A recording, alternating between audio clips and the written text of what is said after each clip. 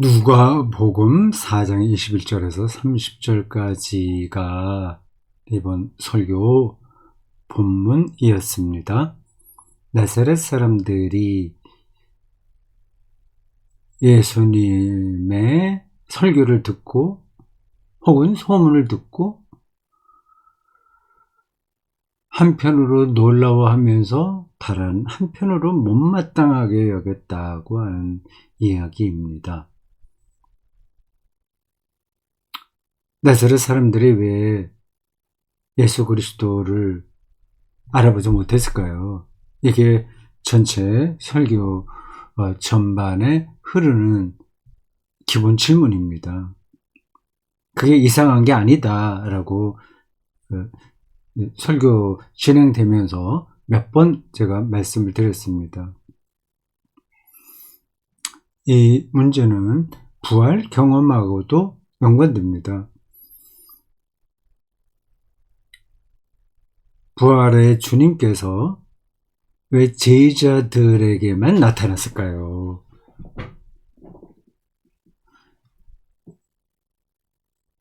그 예루살렘 그 번화가에 저작거리나 아니면 성전 사람들이 많이 왕래하는 곳에 부활의 실체로 나타났다면 부활에 관한 옥신각신 문제가 전혀 없을 거 아니겠습니까? 그리고 예수께서 부활하셨다고 하는 게 확연하게 드러날 수 있는 거였잖아요. 그런데 전혀 그렇지 않았습니다. 제자들의 부활 경험도 그렇게 일관되지는 않아요. 우리가 복음서에서 읽고 있는 그 빈 무덤 이야기와 바울 서신에 나온 그 부활 경험이 이렇게 딱 일치하는 것도 아닙니다.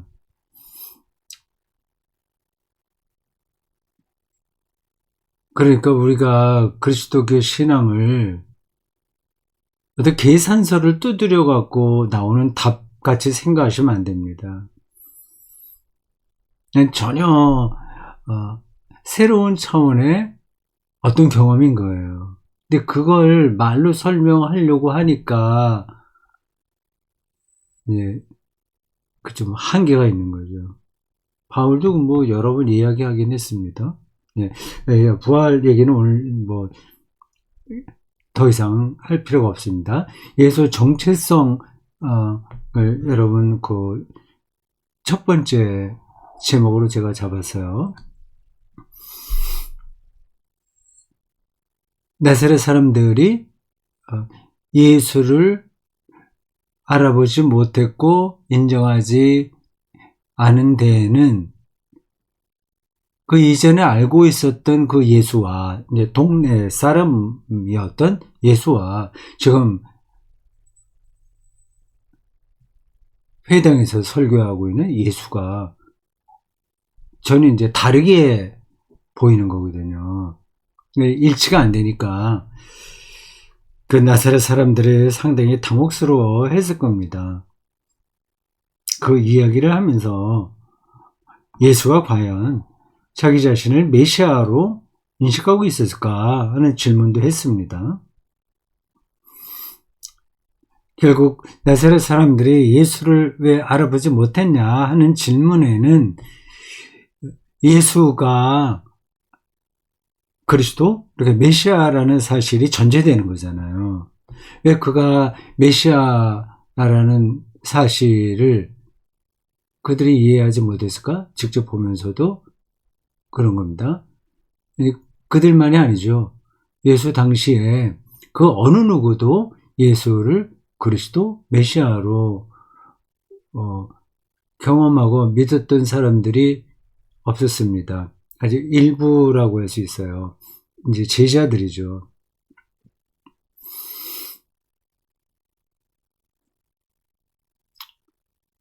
제 말이 지금 좀 두서가 없이 진행이 돼요. 부활과 예수 정체성과 그 예수에 대한 나사렛 사람들의 오해, 뭐, 이런 것들이 같이 연결돼서 그렇습니다. 여기서 약간 두서없이 들리는 이 모든 말의 핵심은 다음의 사실입니다. 예수가 그리스도 메시아라고 하는 사실은 눈에 드러나는 게 아니다라고 하는 거예요. 그걸 세 번째 메시아 비밀이라는 요 소제목에 담았습니다. 메시아 비밀, 이거는 그리스도론을 말할 때 나오는 개념이에요. 예수께서 제자들에게 자신의 메시아성을 사람들에게 알리지 마라, 그렇게 일러준 본문들을 가리킵니다.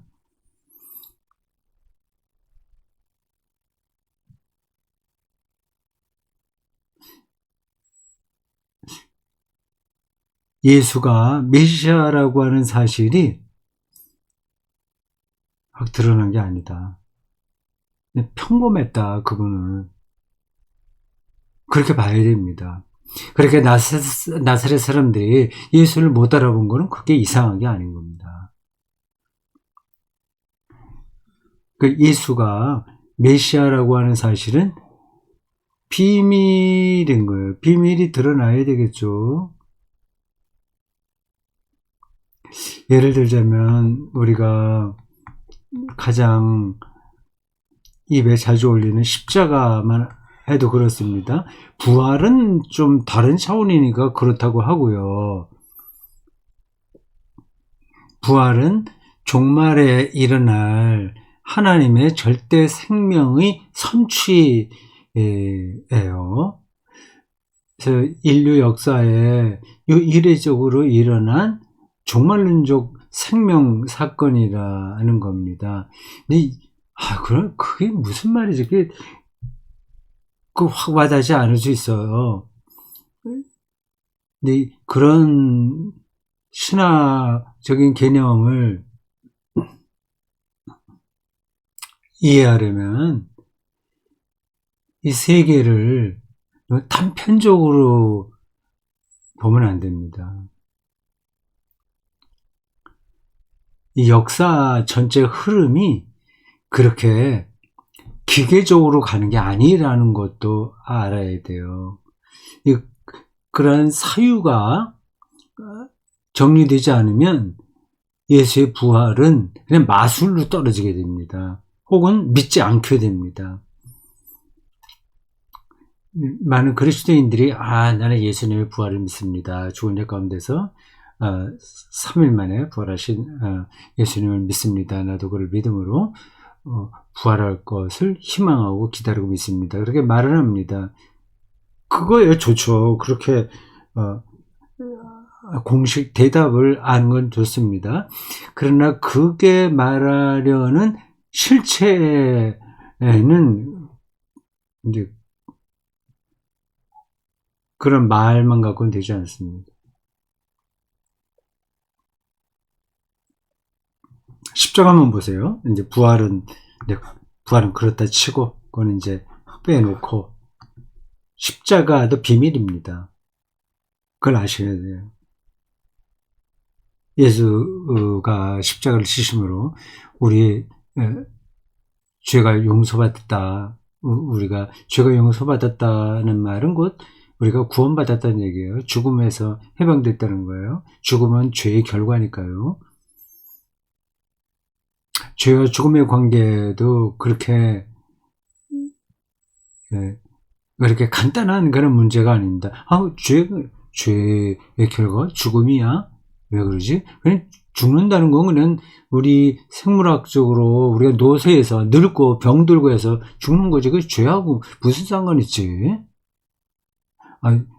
죄를 짓지 않아도 인간은 죽잖아. 그런 말도 가능합니다.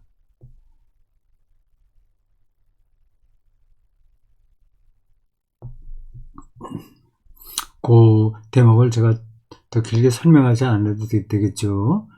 죄는 자기 생명을 자기가 완성하려는 유혹과 강요에 휘둘리는 삶의 태도를 가리켜요. 자기가 해방되지 못하는 거죠.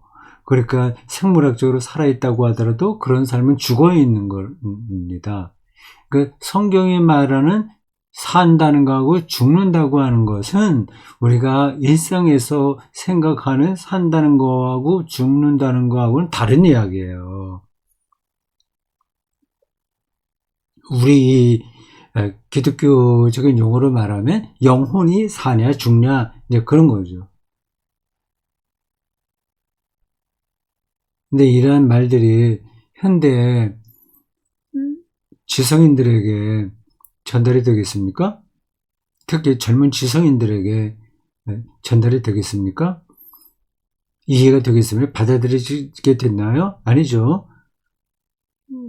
SNS를 통해서 즐겁게 살고 소통하고 조금 더 생각 있는 사람들은 정치에 참여해서 이 세계를 새롭게 만들고 제 GTP다 아니면 딥시커다 뭐 등등 해서 그리고 집과 주식 이런 걸로 머릿속이 가득한데 영혼이 사는 것과 죽는 것 이게 정말 살고 죽음의 문제라고 하는 기독교의 교리가 받아들여지게 됐냐 하는 거죠. 근데 그러한 기독교 교리를 그들이 이해할 수 있도록 변증해낼 책임이 우리 기독교 지도자들에게 있습니다. 십자가의 그 죽음이 우리를 죄에서 구원한다는 말은 마술 피운다는 게 아니에요. 단순하게 생각해 보세요. 하나님이 왜 굳이 저런 방법을 통해서 인류를 구원합니까? 전능하신 분이니까 사람들 마음 새롭게 고치고 모든 걸 마음대로 할 수 있잖아요. 그러니까 십자가가 우리의 죄를 용서하고 우리가 십자가의 피로 구원받았다는 말을 함부로 쓰면 안 됩니다. 그냥 알고 써야 되는 거예요. 그건 마술이 아니거든요. 저 이야기는 더 이상 우리가 율법의 완성을 통해서 자기 인생을 완성시켜 보려는 노력으로부터 해방됐다는 얘기입니다. 핵심적으로는 그런 거예요. 율법과 로마 실정법이 예수를 십자가에 죽였지 않습니까? 그러니까 그 법, 그 시대의 가장 강력한 힘, 그런 것들이 결국은 죄 없는 자를 죽인단 말이에요. 그렇게 안 살아도 된다. 그렇게 안 살아야 된다. 안 살아도 되고 안 살아야 한다는 겁니다. 그래야 하나님의 생명을 얻을 수 있다는 거죠. 근데 이러한 문제들이 교리로만이 아니라 우리 삶의 현실에서 정확하게 해석되어야 됩니다. 신학교에서 그런 교육을 신학생들이 더 철저하게 받아야 돼요. 그러니까 율법 지향적 삶, 그게 율법과 실정법은 같은 사회의 근본 근본 도구마거든요. 아니, 법이에요. 질서예요. 그대로 살아야 돼요. 그러면 인정받는다고 하는 겁니다. 그게 필요하죠. 율법과 실정법이 필요한데 잘 보세요. 근데 그게 그 경제 문제도 포함됩니다. 그게 어떻게 죄가 없는 자를 죽이는지 잘 생각해야 됩니다. 지금 트럼프가 새롭게 애국주의, 미국 우선주의를 내걸면서 불법 이민자들을 다 내쫓고 있어요. 그건 뭐 너무 하도 이제 이상한 행동이니까 이제 더 말할 것도 없습니다. 그들은 그것도 다 법으로 한다고 그러는 거예요. 잘 생각해요. 법이에요. 법으로 그들은 그런 일을 한다는 겁니다. 그러니까 법이 모든 진리를 드러내는 게 아닌데 거기에 이제 완전히 사로잡히는 거죠. 뭐 그거는 하도 이상하니까 이제 접어두고요. 이런 거 생각해 보셨어요? 우리가 최고급 레스토랑에 가서 10만 원짜리 멋진 비프 스테이크를 먹는다고 합시다. 그리고 포도주 곁들이고 해서 아주 근사한 저녁, 뭐 정말 멋진 레스토랑에는 10만 원도 더 할 거려. 뭐 요즘 젊은 사람들도 더 비싼 데도 가더라고요. 어제도 그래, 비프 스테이크 이렇게 먹는다고 합시다. 우리가 그 멋진 그 럭셔리한 인생을 살기 위해서 비프 스테이크를 먹음으로써 아프리카에 얼마나 많은 사람들이 굶주리는지의 그 역학관계를 생각해 보셨어요? 이게 분명히 있는 겁니다. 우리가 모르기 때문에 그게 그냥 묻혀 지나가지. 우리 지금 비프 스테이크 먹고 뭐 잘 살고 이렇게 하는 게 다 법이에요. 법 우선주예요. 그게 이제 그 시대를 끌어가는 힘입니다. 근데 그게 결국은 그 질 좋은 소고기 그걸 먹기 위해서 사료도 많이 줘야 되고 사료값이 올라가게 되고 유전자 변형 그런 그 곡식 그것도 키워야 되고 곡식값이 올라가니까 아프리카 사람들의 절대 식량이 모자라게 되는 겁니다. 이런 것만이 아니라 곳곳을 살피게 되면 우리가 이렇게 편안하게 앉아서 살기가 힘든 겁니다. 우리가 아주 나쁜 사람이기 때문이 아니라 이 시대가 그런 메커니즘으로 돌아가는 거예요. 앞으로는 점점 더 그렇게 될 겁니다. 트럼프가 문제인데 굉장히 장사 수완이 좋은 사람이에요. 모든 국가 경영도 그렇게 하지 않습니까? 그 얼마 전에는 어느 지역에 있는 테러리스트를 핀세트처럼 찍어서 뭐 제거했다 뭐 그런 얘기들이 나와요. 근데 지금은 전쟁이 뭐예요? 그 컴퓨터 게임처럼 돼버렸습니다. 그래서 양심의 가책을 느끼지 않는 거예요. 그러니까 단추 몇 개, 컴퓨터 게임을 하듯이 전쟁을 하니까 이게 윤리적으로 맞는지 틀린지를 생각하지 않습니다. 근데 기계적으로 돌아가는 거예요. 기계적으로. 기계에만 충실하면 되니까. 그런 세상이 점점 가고 있습니다. 무슨 얘기를 하다가 여기까지 왔습니까?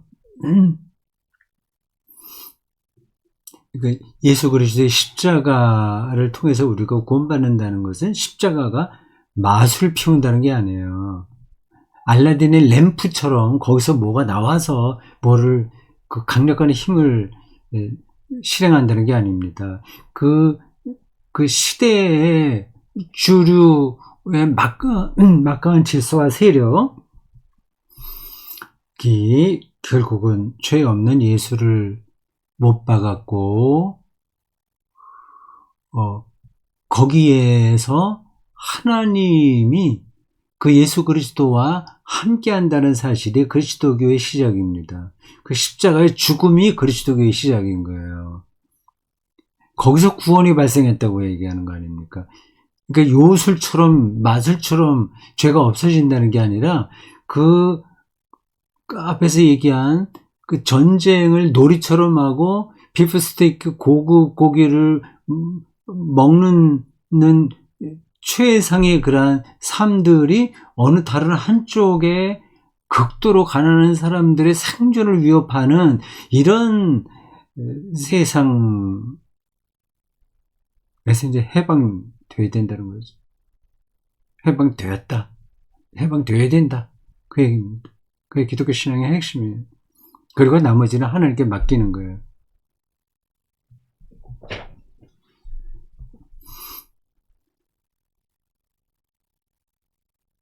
그 비밀 얘기하다가 튤립 얘기했고요. 튤립이 봄에 우리 집 마당에서 필지 지금 기대가 됩니다. 작년 12월 중순에 심었는데 그게 저렇게 잎이 금방 나오리라고 하는 걸 예상하지 못했고요. 저게 정상적으로 나온 건지 아니면 좀 날씨가 너무 따뜻해서 봄에 나와야 될 게 늦가을에 나온 건지를 모르겠습니다. 예, 거기서 꽃이 피면 한번 보여드릴게요. 이 꽃이 숨어 있다는 거 아니겠습니까? 그것만 보더라도 이 세계가 얼마나 비밀스럽냐 하는 걸 알 수 있어요. 숨어 있는 겁니다. 숨어 있는 거. 모든 것들은 다 숨어 있다 나오고, 숨어 있다 나오고, 그래요. 근데 그게 꼭, 기계적으로만 되는 게 아니라, 다르게 돼. 진화의 원리가 맞긴 하는데, 진화에도 우연한 것들이 나오잖아요. 그걸 뭐라고 그러죠? 돌연변이가 나오지 않습니까? 그, 돌연변이가 오히려 진화의 핵심, 그 원리인지도 모르죠. 근데 우리가 세계를 자연과학을 통해서 많이 알아간다는 사실은 분명하지만 그렇다고 해서 실제로 이 세계 전체를 다 아는 건 아닙니다. 아주 부분적으로만 알고 있는 거예요. 의학도 마찬가지고요. 인간의 몸에서 벌어지는 병을 이렇게 오랫동안 과학이 발전하고 온갖 것이 다 있고 지금 인공지능이 사람 의료 진단도 하고 할 정도고 그럼 뭐 모든 병이 다 금방 극복될 거로 생각이 되는데 극복되기는커녕 점점 더 많은 병들이 나오고 있지 않습니까? 코로나 같은 일들이 또 벌어지고 하지 않습니까? 이걸 누가 예상을 했나요? 제가 어떤 의사에게 들은 얘기인데, 오랫동안 의료 활동하던 분입니다. 경험도 많아요. 의사들도 저 환자의 병이 왜 생겼는지를 모른다는 겁니다. unknown이라고 그래요. 많은 병들이 unknown, 알려지지 않았다는 겁니다. 이 세계가 그와 같습니다. 튤립 꽃 그 얘기했고요. 다샘교회 이든이가 1살 반, 지난 주일에 중국에 있다가 이제 와서 예배에 참석했는데 엄마 아빠하고 예배 마치고 막 돌아다니고 뭐 벌써 걷고 야단이더라고요. 또 이담이는 지난 주일날 오진 않았어요. 근데 다른 데는 종종 많이 옵니다. 얘는 대구 시내에 살기 때문에 아이들의 미래도 숨어 있다. 신기한 거죠.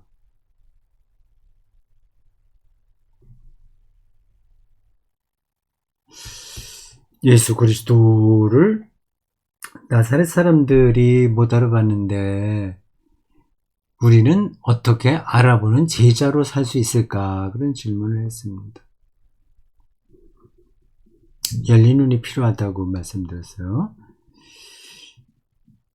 너무 일반적인 표현이긴 해요. 열린 눈. 좀 아는 게 많아야 된다는 얘기인가? 선입관 없이 세계를 보자는 건가? 뭐 맞는 얘기기도 하죠. 모든 교육은 학생들의 눈을 뜨게 해주는 겁니다. 기독교 신앙의 핵심도 눈을 뜨게 해주는 거예요.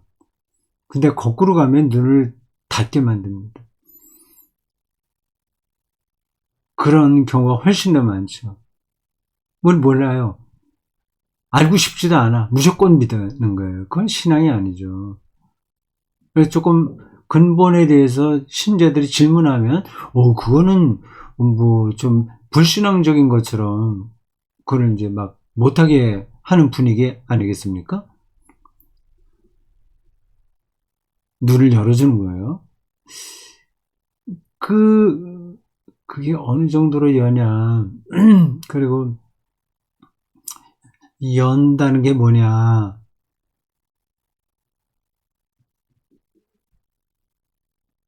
그런 질문이 가능한데, 생각해 보세요. 음악은 이제 귀가 열려야 되는데, 그냥 그걸 눈으로 대신, 비슷한 거니까 말씀드리면요. 어떤 걸 봐야 되잖아요. 근데 그게 안 보이지 않습니까? 그냥은? 어떻게 볼 수 있죠? 그 세계를 더 많이 배워야 됩니다. 그리고 내가 모르고 있는 게 많다는 걸 일단 인정을 해야 되는 거예요. 그리고 그 새로운 세계가 점점 보이는 경험들이 반복되면, 그게 축적되면 더 이제 멀리 내다보게 되는 거죠. 예, 더 멀리 내다봅니다. 아직까지 다 자기가 알지 못한다고 하더라도 더 아득한 그런 세계까지 자기 생각이 가는 거예요. 하나님의 종말론적 통치, 그 하나님의 미래라는 신앙 용어도 바로 그러한 영적인 태도를 가리킵니다. 이 세계가 완성될 그 미래를 아득한 곳인데 다 손바닥에 그림을 그릴 수는 없는 그 미래를 미리 보는 거예요. 미리 보는 거. 우리가 지금 살면서 죽음을 미리 보는 것처럼요. 아니, 그런 게 이제 열린 눈이 가리키는 세계입니다. 그럼 모든 존재하는 것도 아름다운 거죠. 모든 것들이 아름답다. 예쁜 여자, 못난 여자도 사실 없는 거죠. 죽으면 다 똑같아요, 사실은. 살아있을 때 약간 그 모양이 어떠냐, 그것에 그런 차이가 있지. 죽으면 흑인으로 죽거나, 유색인종이나 백인이나, 코가 좀 아주 예쁘게 우리나라는 이제 어쨌든 코 수술 많이 한다면서요. 낮은 코를 갖고 있으나 좀 높은 코를 가지고 있으나 죽으면 다 똑같잖아요. 다 일시적으로 그 차이가 있는 건데, 근데 일시적으로 보이는 거 그런 것도 그 전과 후의 그 모든 관계 속에서 보면은 그게 다 아름다운 겁니다. 우리 창조 신앙에서 보면 어떤 대상을 혐오하거나 조롱하는 것은 불가능합니다. 우리나라에는 정치계가 너무 제가 험해서요, 좀 불안합니다. 그리고 후유증이 좀 심하게 될 것 같아요. 이번 비상계엄과 그런 내란, 이 재판 과정, 뭐 등등. 굉장히 이게 어려워질 것 같습니다. 걱정해요. 아니, 여기서는 옳고 그름의 차원이 아니라 그냥 전쟁, 일종의 전쟁처럼 지금 이 나라가 가고 있습니다. 여기에서 정치인들이 정말 조심해야 되는데 오히려 앞장서서 그걸 선동하고 있지 않습니까? 저는 뭐 꼭 저쪽만 그렇게 비판하는 게 아니에요. 진보 쪽도 마찬가지입니다. 혐오하거나 조롱하지 말고 정정당당하게 시비비비를 얘기하면 돼요. 모든 사람들은 다 하나님께서 창조한 사람들이니까. 네, 열린 눈으로 세계를 보기가 힘들어요. 네, 업적이 많으면 자기 걸 유지해야 되니까 힘든 겁니다. 그러니까 가난한 사람이 오히려 행복하다 하는 예수님의 말씀이 틀린 게 아닌 거예요. 여러분 가난해 보시나요? 뭐 지금도 가난한 분 계시겠죠. 부자가 돼 보시나요? 부자로 사는 분들도 있겠죠. 근데 대부분은 뭐 대충 살 겁니다. 그렇게 부자도 아니고 그렇게 가난한 사람도 아니고. 근데 가난해질까봐 너무 두려워하잖아요. 뭐 가난하면 이제 불편한 게 많이 있으니까 어쩔 수 없긴 한데 두려워할 필요는 없어요. 가난하면 가난한 대로 또 삽니다. 아무리 가난해져도 우리가 수도원의 수도승 처럼은 살 수 있잖아요. 조금 방 한 칸에 기도하고 성경 말씀 읽고 작은 텃밭에서 농사 짓고 그렇게 살 수 있잖아요. 그렇게 가난하게 사는 거죠. 그렇게 가난하게 살아도 영혼이 풍요로우면 그게 부자 아닐까요? 하여튼 설교조로 말씀드려서 미안합니다만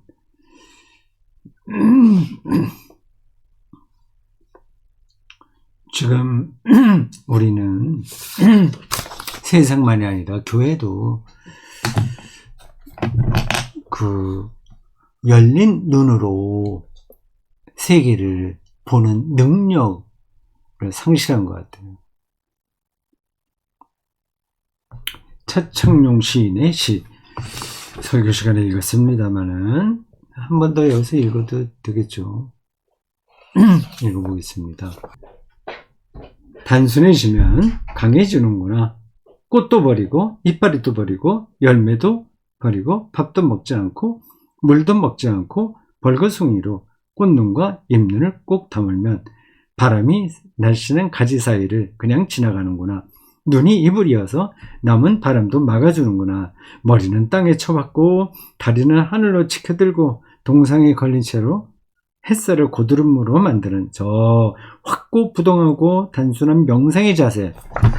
여기까지만 하겠습니다. 저 확고부동하고 단순한 명상의 자세. 이걸 제가 꼭 외워둬야 되겠어요. 확고부동하고 단순한 명상. 내면의 깊은 세계 속으로 빠져드는 거죠. 명상의 자세. 자, 여기까지 하겠습니다.